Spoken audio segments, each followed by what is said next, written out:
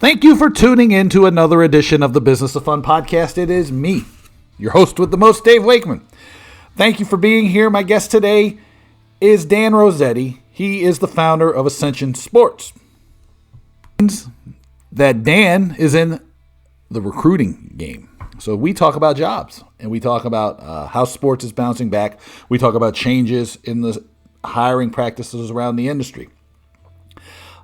But before I talk more about Dan and we get to the conversation, I want you to, I want to let everybody know I'm working through a process of creating a cohort-based course on pricing.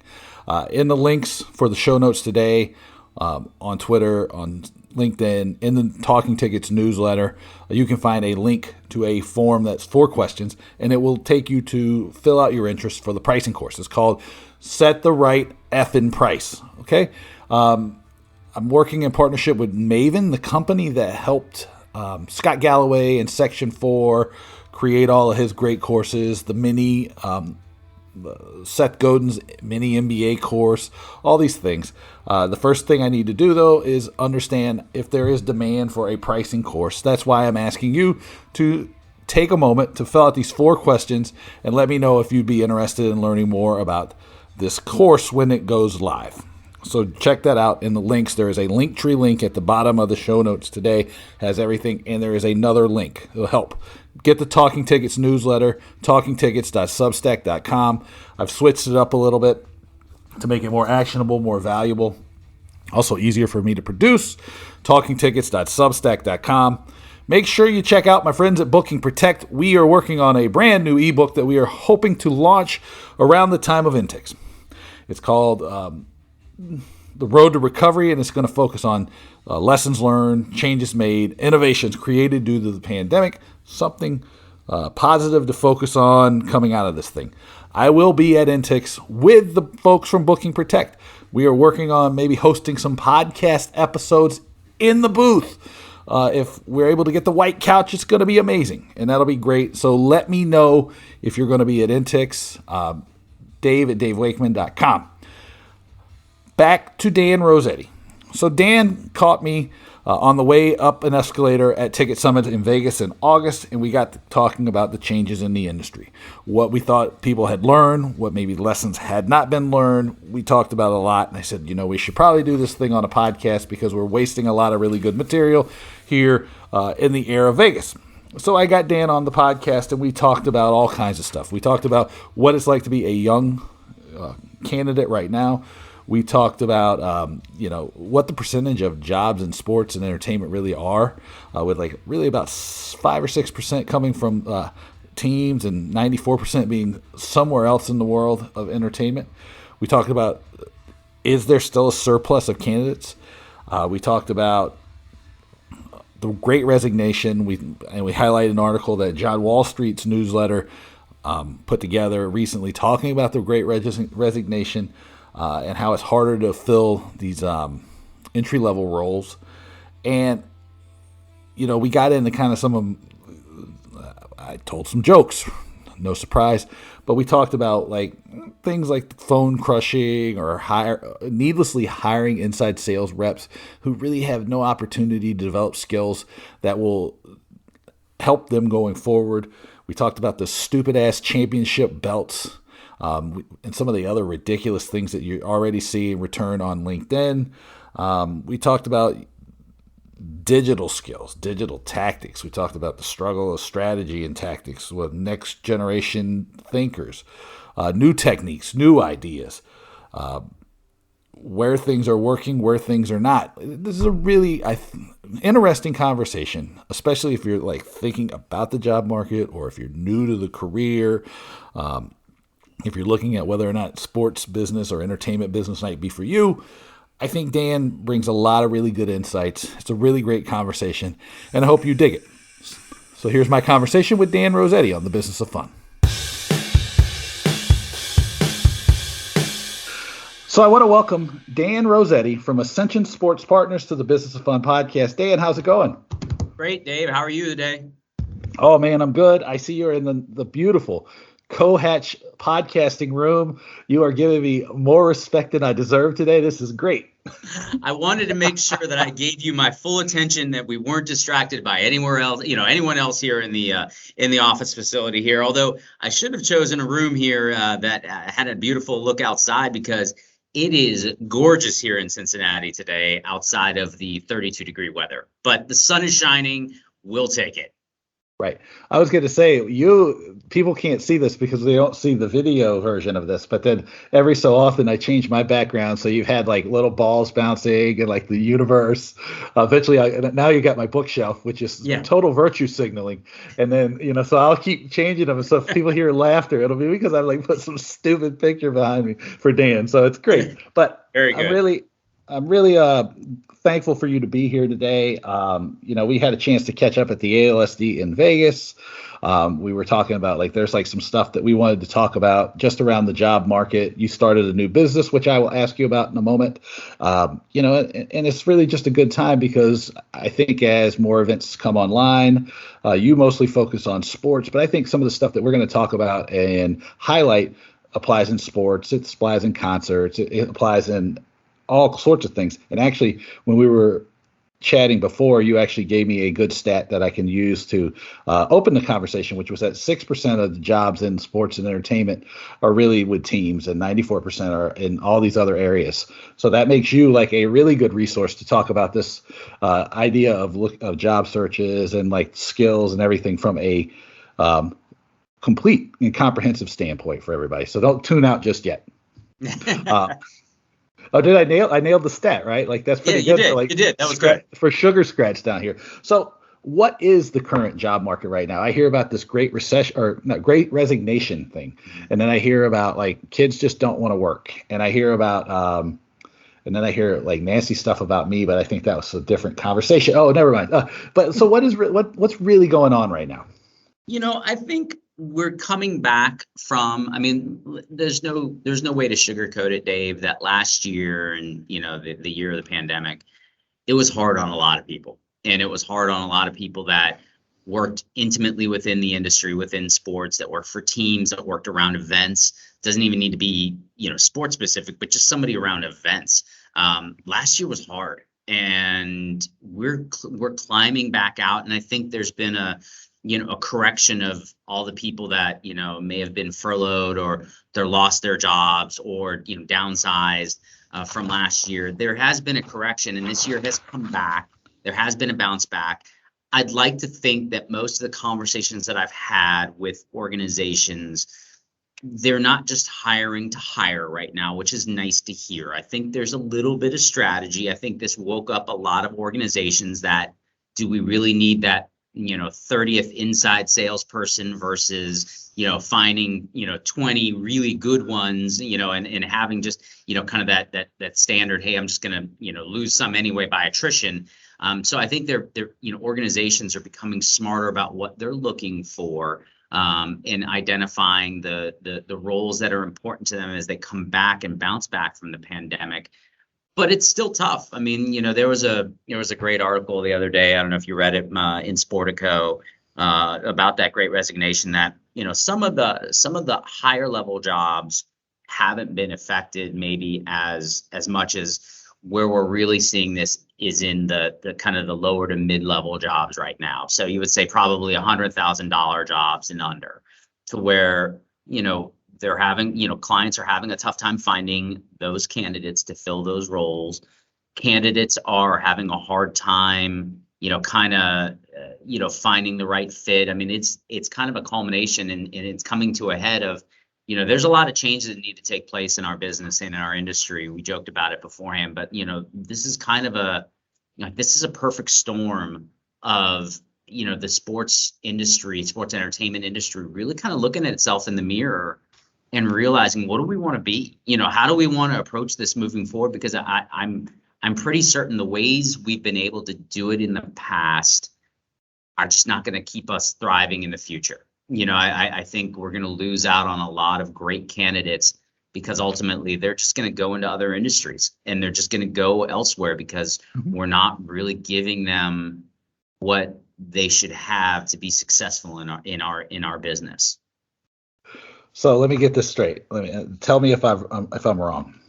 So if if you pay kids less than like their peers in other industries, if you make them work harder than peers in their other industry for more hours, you give them less technology and like less effective technology than their peers in other industries, and you don't train them and give them the skills that they need to be successful throughout life. That's not a formula for success. I don't know of any industry that's will continue to thrive in that. I mean, we've been spoiled in our business, and we've both been in it for a number of years. Not to date ourselves here, we've both been in it long enough to where, look, we've gotten by demand, kind of having a surplus of candidates. Like we could literally, I used to use the stat of companies, could look at a candidate and say, look, if you don't want this job, I have 1,000 people outside my door that will be more than willing to take that job.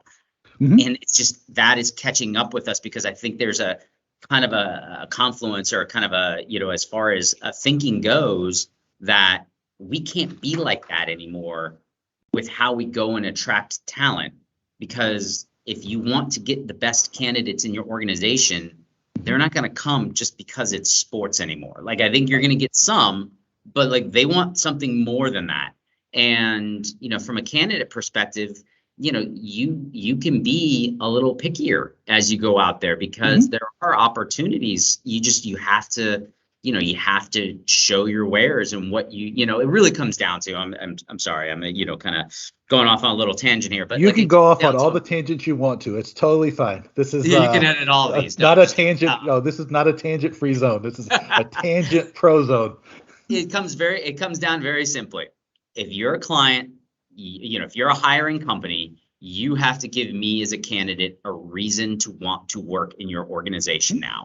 If I'm a candidate, you have to show why I am the right candidate and give the organization a reason to hire me, as opposed to everybody else. It really, at the end of the day, Dave, it comes down to those two simple concepts.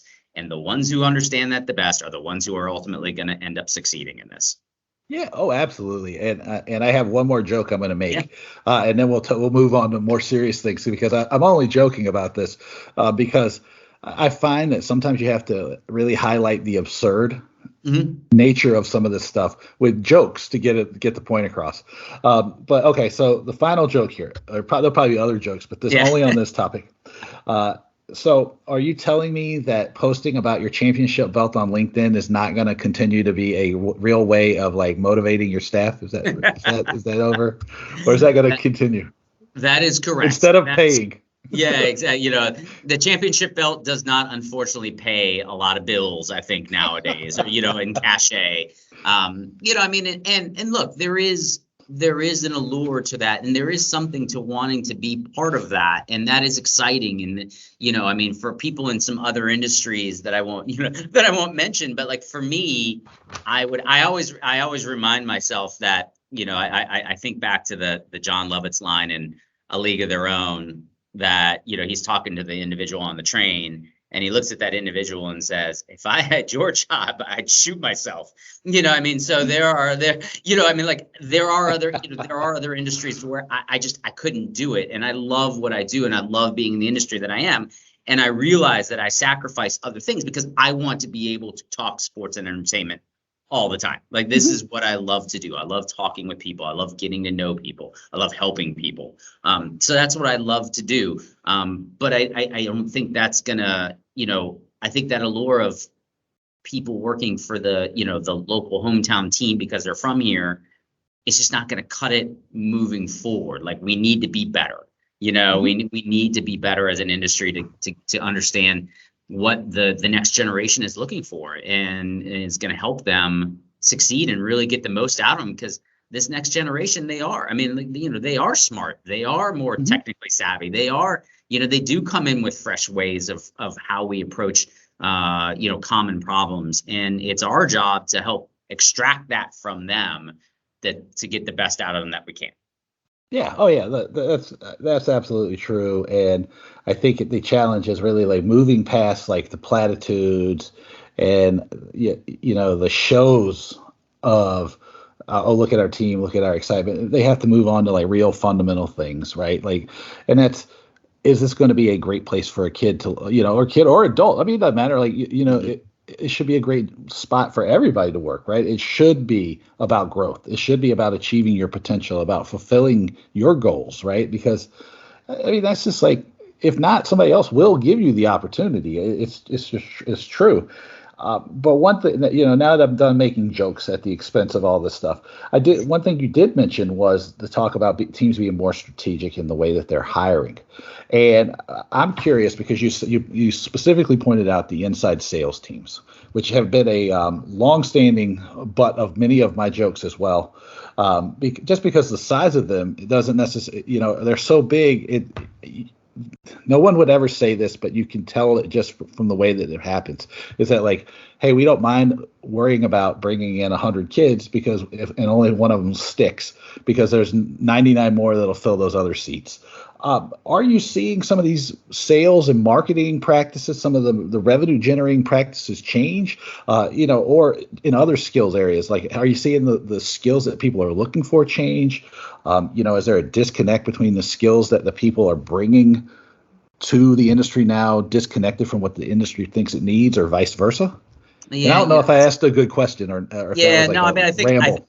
I think I got the key points of what you were trying to get across there. And I'll do my best to answer them. So I think, organizations are, I think the need for those sales roles are always going to be there, just because that is just, like that is just the core of our industry. Mm-hmm. And in trying to garner, whether it is ticket sales or group sales or, any of those things, I think that is going to be still a key component. But I think it's, we joked about it earlier about working smarter, not harder. I think there are ways to leverage maybe some new techniques and new tactics that will get you a better candidate, so that you don't have to take a shotgun approach and hope that someone sticks.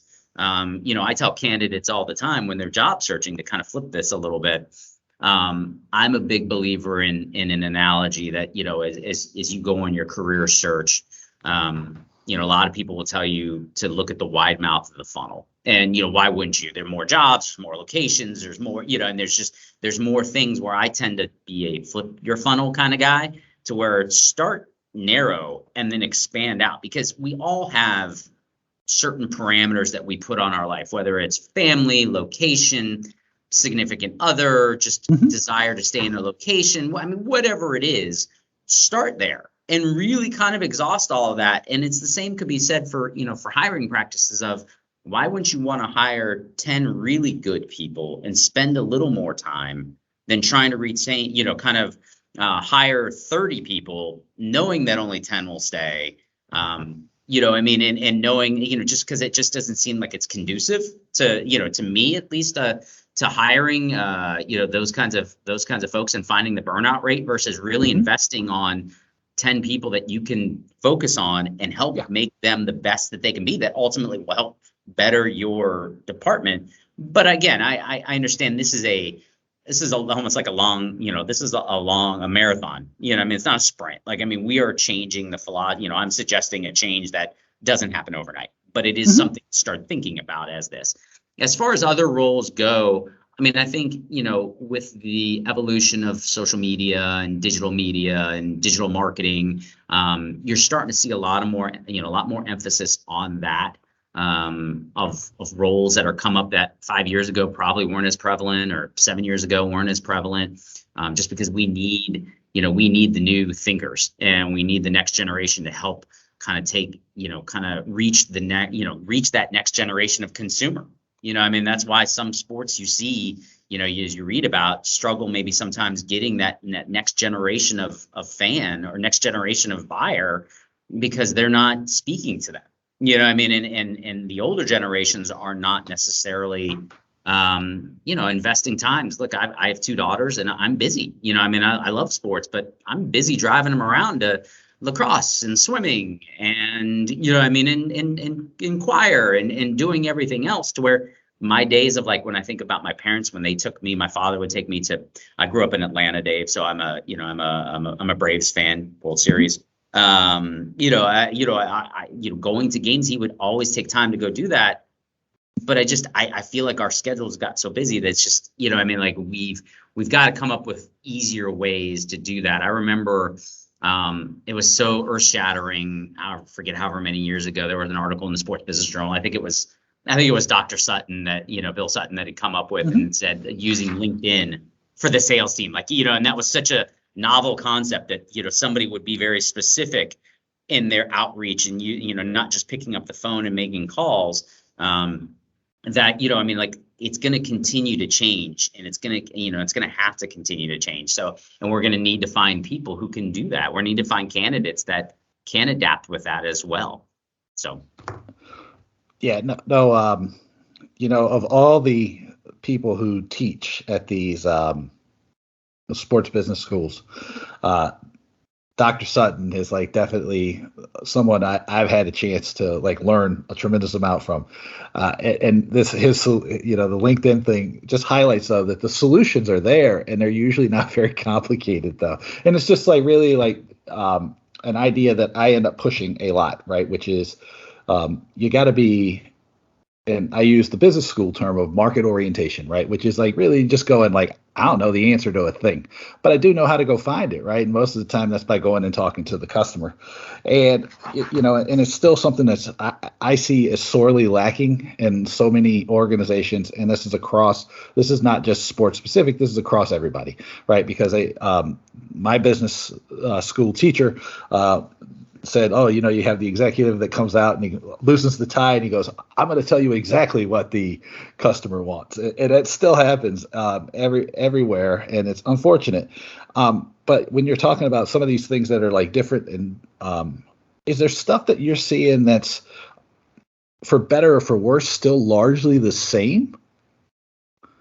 As far as like practices, would you say just general practices? Yeah, just general practices, like stuff, because, and I'll frame it a little bit better, put a little context on it, which is, like this was a time of tremendous disruption and a tremendous uncertainty, and a lot of places it seemed like everybody was in a rush to get back to quote unquote normal. Mm-hmm. And for better or for worse. And, have you seen a lot of stuff that like either for better or for worse has stayed largely the same?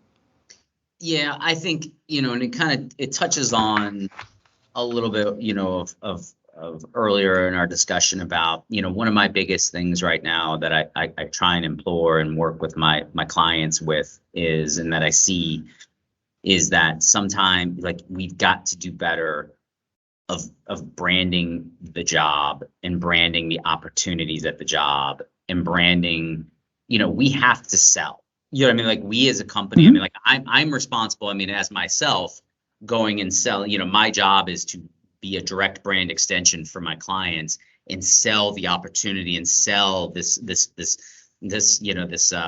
position with a company. And then you get to the next level and in working in conjunction with them, like I need that piece to then sell. And I think I've heard too many stories from candidates that are frustrated, not just, this isn't my searches, but, with just out there in the industry, as I talk with people that are just frustrated because I think there's still a notion that, I don't want to say it's a privilege that you're interviewing with us, but like, they don't sell their position as well as they could about the upside and opportunity and everything you get to do. And it's not just about, I mean, there's tons of articles out there now that say, it's not about Gene Friday. It's not about Donut Tuesday. I mean, like we all are under this perception that, the next generation, like that's what's important to them. No, it's really, I mean, like it's really not. I mean, it's more important that they can grow. They have a manager and a leader who is going to listen to them, who is going to want to listen to them and allow them to bring ideas to the table, and that they're going to actually listen, maybe act on them from time to time. Like those are things that need to be sold when you're selling an opportunity. And I think we're still not there. I think we still, just because there are thousands upon thousands upon thousands of people who are, caught up in, I think there's this, belief that because of all these people that are out there looking for jobs, that everybody would take your job. No, I mean, there's a lot of great people that I've, I've talked to and tried to recruit for my jobs who ultimately they just didn't want that job. I mean, like you have to give them a value proposition of why it's important to come work at my company versus the place that you are now. And I think organizations, I think a lot of them don't maybe they don't know what what their offer is. I mean, like they truly don't know. I mean, and I think it goes back to you touched you mentioned it earlier of I think you were joking on it of I think it starts at the top, but I think it trickles down to where the managers who are hiring, they don't know what to say because they were just maybe salespeople that just got placed into management because they were very good at sales. I mean, I look back at my career when I first started. I worked for an IT staffing and recruiting company, a very large one, and how you got promoted in the business was I was really good at recruiting. And so my next evolution was, oh, well, you must be really good at managing. And you got 2 or 3 recruiters to work underneath you. I had never managed before, and I never had anybody teach me how to manage that before and manage and train and get people learn. I kind of had to learn on, kind of on the go and got thrown into the fire. And sometimes I succeeded and sometimes I didn't because I didn't have that learning. And I think that is still true today to where we're people don't want to know what's maybe not what's right or wrong with their organization until it kind of hits them. Well, why aren't we getting people involved, or why aren't we getting people hired for these roles? Well, sometimes the introspection that they want to do, they don't want to see the answers. Like they don't want to know the answers of we're not doing really well with our people, internally, and that's a hard topic to cover. But like I mean, it starts there. Essential. Yeah, totally it starts essential.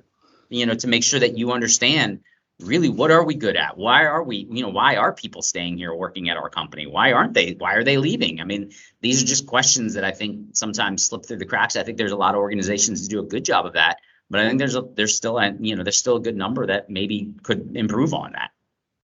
Oh yeah, and this idea of the branding that goes to the outside world is just as important as the internal branding. And you saw me laughing because I have a list that I can't find right here on my desk somewhere because I've been I'd probably be more of a marketing and branding person than anything else these days.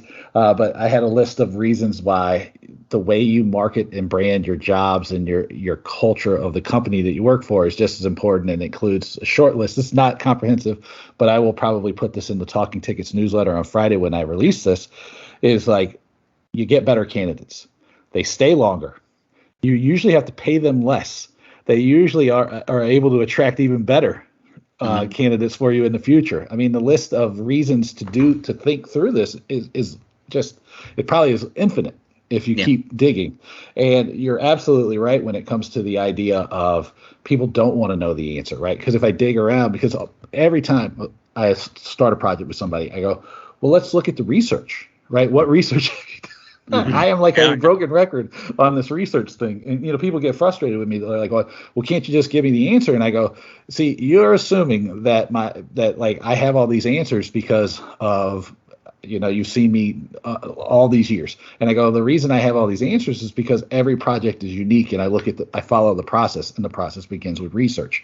And the challenge with the research is that you might find something that you don't like. And it's as important to understand what's working as it is to understand what's not working. You can't have one without the other. I definitely heavily weigh the stuff like when I'm talking about a brand loyalist over like some of the detractors, but I still know exactly what people hate, right? Because that's like we're going to fight that off, and we're going to pave over that by fixing it and then building off of the stuff that people love. It's the same for when you're hiring somebody. It's like if you have a problem where like the hours are too long, address it. Then what do people love about it? Well, they love this, this, and this. All right, so we'll fix the hour thing. You might never get it to where you're like when there's like a 35-hour or 40-hour work week, but you might be able to make it more manageable. And then you can build off of it because it's typically fun, right? It's typically pretty exciting. It can be pretty great for your career if you use it well, because it allows you to open doors with like in your business community. So that could be great. I mean, there's again thousands and thousands of ways that these things are valuable to people. So well, I mean, I think sorry to interject, but no, you're great. I think to kind of to piggyback off of this, is this whole conversation of like work from home. You know what I mean? And it's the same thing that I think, I think organizations, they have to really do their homework on is, what is the right mix? I think the days of fully expecting now, we are an industry that, look, you have to be in, like you have to be in office from time to time. It's a sporting event. You have to, you can't just watch it from home and be, have someone walking around with a GoPro or a video camera and you being able to handle these things. We are a hospitality driven industry. So there is you have to be there. But I think it just starts from understanding that it's not just as simple as saying, it may be as simple as just Fridays from home, or, anything like that. But you have to understand why it's important to your employees and why you'll get more from them when you do this, as opposed to just kind of dictating to them, this is how it's going to be, take it or leave it. This is how we've always done this, Dan. This is how we've always done it. To me, and this, I'm curious how you feel about this, because it's always marketed as a privilege, but it kind of goes back to the larger thing about how are we hiring, how are we managing, how are we just handling the business, right? Because to me, this really is the work from home argument, which is probably going to be super important going forward, is really about managing the entire process, right? Because let's be real, only because of the pandemic did we realize how ridiculous like the commute often was. And the thing about it is like most of how much stuff is busy work that like you don't get as much done as you would if you, I've of course been working from home for 15 or 16 for a long, I don't even remember now. I can't count that high. But schedule like maker day, I think it's like maker and meeting days or something like this, where it's like on the meeting days, maybe twice a week people come into the office, right? And in the off season or something. And then the other 3 days, it's like you manage on outcomes, right? Because again, like using the inside sales example, because it's like pretty much lays it out pretty clearly. There's nothing in the world that point. There's no piece of data that I've ever seen. And how old am I now? Too old to tell on the thing. Let's say 25 years of being around. That's good. I like that number. I like that number. Same here. Yeah. We'll stick that with that one. That's the one we'll stick with. That 100 cold calls a day. That is going to make you successful. Most of the most successful salespeople I know, they don't necessarily worry about the activity per se, right? In that regard, they have a process that they follow and they focus on the outcomes that they're trying to achieve, right? For me, and this is like, I'll peel back the layer on Dave here. I try to meet 100 decision makers every year, right? That's it, 2 a week. So do I need to cold call 1,000 times a day to hit that? No, absolutely not. I don't need to do that. And so I think it becomes like you have to think through the job, right? And you have to understand what are the outcomes I'm trying to achieve, and then hire for the skills and trust that people will achieve those things. And so then that makes that work from home thing, or like some of these other like relics of the past fall away, because you go, if I can't trust the person to do this job and achieve these outcomes, they weren't the right person no matter what I did. 100%. I've used that line multiple times over my, the last couple of years of, if you can't trust someone to work at home, on a day off or 2 days, and they say they're going to, then you didn't hire the right person. Like if you truly, so I 100% agree with you there. And, and again, I think it takes, I think the understanding is this isn't an overnight, hey, I flipped the switch and now everything's working great, because I think there's a lot of companies and organizations that they're not there yet. I think they're trying to sustain themselves, internally of the practices and processes and making sure everything is 100% correct. Because if you don't have that structure in place, then even letting people work from home, it's not going to be successful. But you just have to start looking into it and saying, okay, what's important to my team and what's going to get the most out of my team. And maybe, and you know what, you may be one of those outliers that your team says, I like coming in the office because I want to be part of the team and see them all. Okay, great. But it starts with just doing the whole, kind of doing the research internally to say what's important and what's going to get the most out of my team in place. Yeah, I think that's absolutely right, because there's tons of people I know who go like, I'm glad to be able to go back because I just need that separation, which again, data and research. Yeah. I'm like totally data.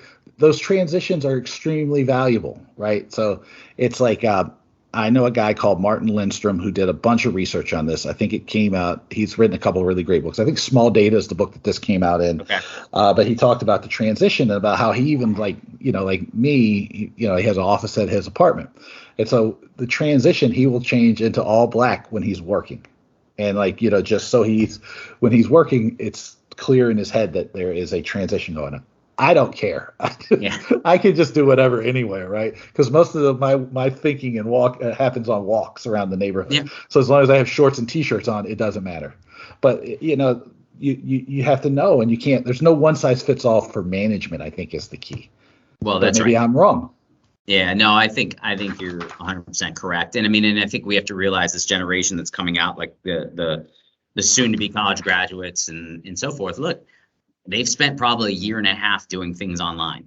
You know what I mean? Like that is their life. I mean, this is who they are and this is what they've done. I mean, the days of, the 8 a.m. class where they're there and working in projects. I mean, it's kind of, it's not been there as much just due to circumstances outside of everybody's control, which also means they're more comfortable. They are more comfortable with doing things online and having meetings and getting together with your team over Microsoft Teams or, over Google Meet or, whatever the case may be. But like they are more comfortable with that. So you're not having to, kind of, start, reinvent the wheel with this next generation that's coming out. Like they're comfortable with using technology to get their work done. And that probably sounds scary to people. So let's flip it for them and go like this. Go, if people can achieve the same or more and they are remote, or then doesn't that mean that you can also expand your talent pool? So that means it gives you greater opportunity to bring in the best person. I mean, yep. Let's flip it around. Look at the bright side. Yep, absolutely. Absolutely. So, I'm Mr. Brightside over here, Dan. I'm Mr. You're Mr. Brightside, just like the Killers. You're like Mr. Brightside, Dave Wakeman. So yeah, exactly. Now, all right. So let me ask you this then. So for you personally, right? And this could be professional, personal, whatever. You can run free with this question here. Like, can you give me 2 or 3 lessons that you learned from the pandemic, or like priorities, things that like the pandemic cleared up for you? That's a great question. I spring it so you don't get like a chance to prepare too, so I can see. Yeah, what really no kidding. I'm like, oh, okay. I'm looking at my co-hatch wall across from me, and blank wall, and in my mind. But I think the first thing that it really stressed to me was adaptability and having to really come up with some creative ideas because. All kidding aside, I mean, last year was a very tough year for most people who were in the executive search world, just because a lot of organizations were not in a position to where they were hiring lots and lots of folks. It was the opposite. So I had to adjust. I had to adapt.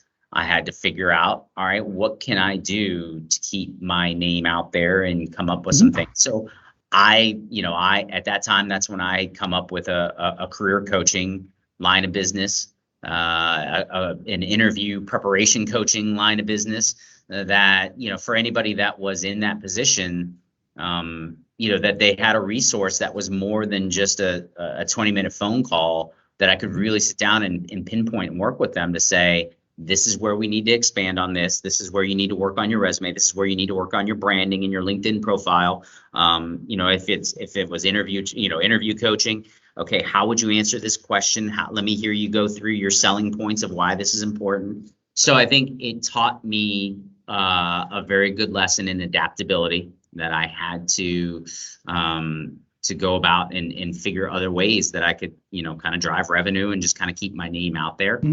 I'm trying to think of another one. I think it really allowed me to focus on what was important to me. And I think I'm still trying to go through this of identifying, I think there was a point at the beginning of the pandemic, I was trying to be a little bit of everything to everyone, let's do coaching, let's do search, I was doing outplacement, let's do, there were just too many things because being you've done this for a while, a serial entrepreneur, I keep having ideas, but I think I really needed to focus in. So the pandemic allowed me to try some things to, kind of figure out where my strengths were and what I was going to be able to really focus in on moving forward. And that's not to say that in another year or two, there may be another line of business that Ascension Sports Partners comes out with.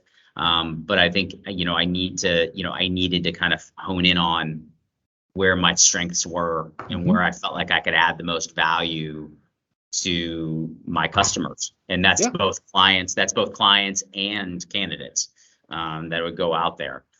Those are the two. And then personally, I mean, I think it was definitely, it was good. And I think I'm not alone in saying this, that, I think really appreciated the time I got to spend with my family. I mean, I think there's a lot of people who said that after this, of how important that is, that you have that, kind of the surrounding support team in your business life. I mean, mental health and wellness is becoming so crucial in all facets of life, whether it's sports entertainment or just general life or business, that, there were times when, I needed the support system, and the pandemic gave me those reasons to say, I'm going to go on an hour walk with my family.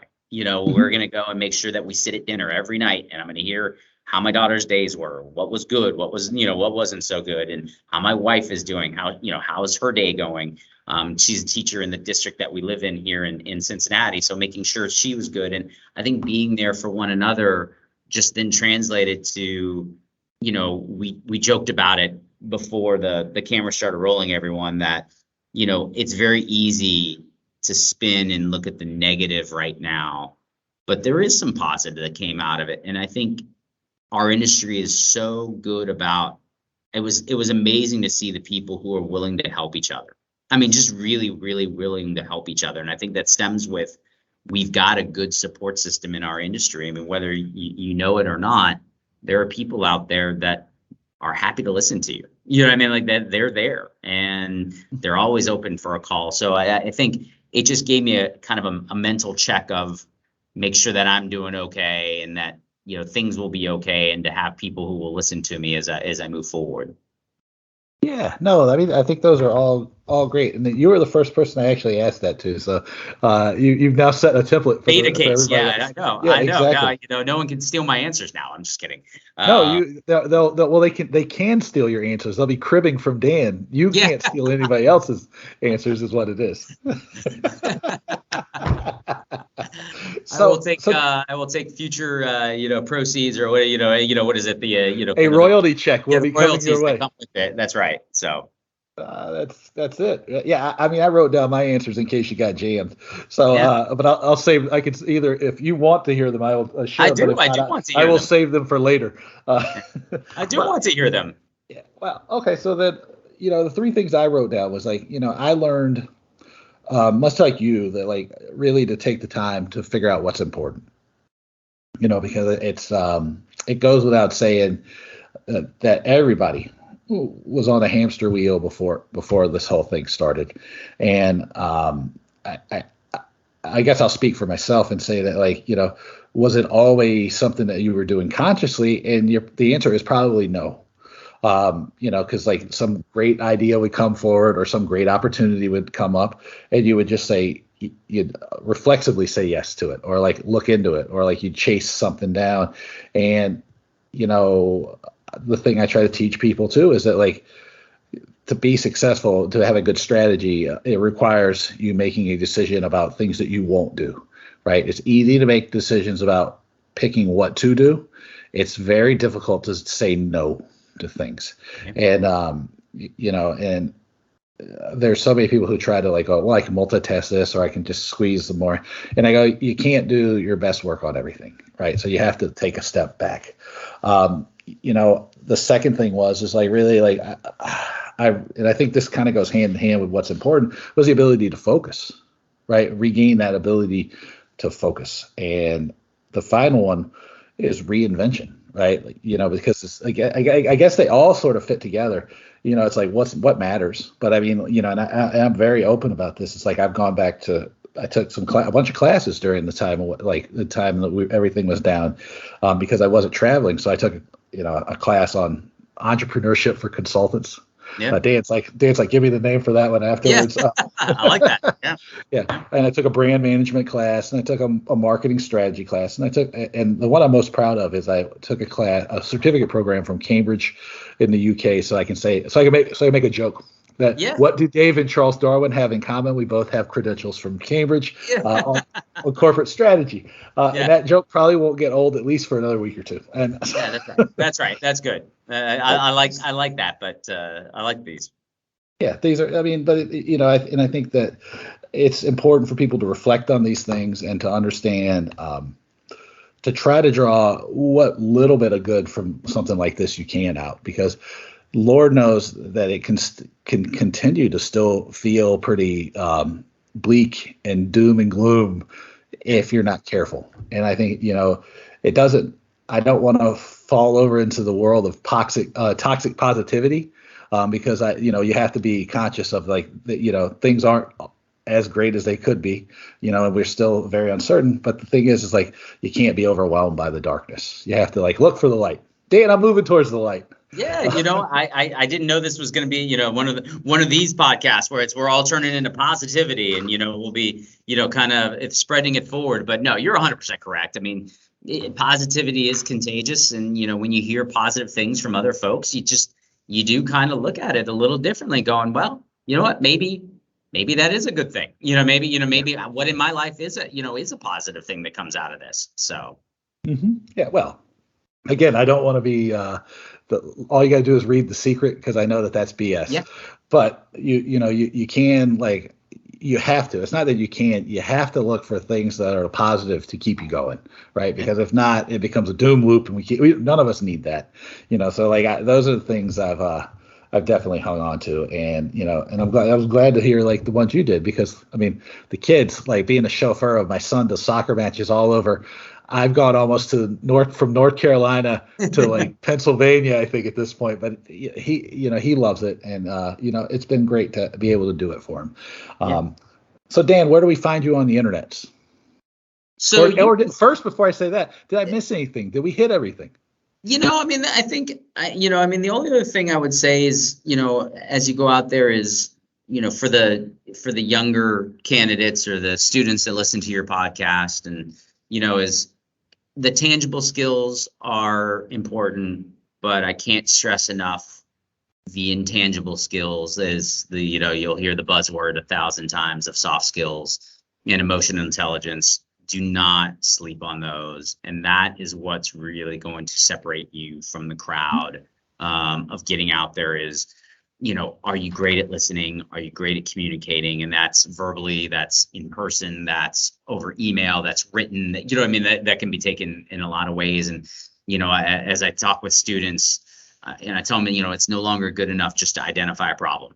You need to come up, the expectation is, I need you to come up with a couple solutions, and they may not be the solutions that we choose, and they may not be the solutions that ultimately are the ones chosen, but it's not good enough anymore. You need to think through and be a critical thinker of what is a possible solution to get this fixed, because that is what is going to continue to push our industry in the right direction moving forward. And that doesn't need, again, and you touched on, this doesn't even necessarily need to be just sports and entertainment specific. Right. This is just general business, business specific.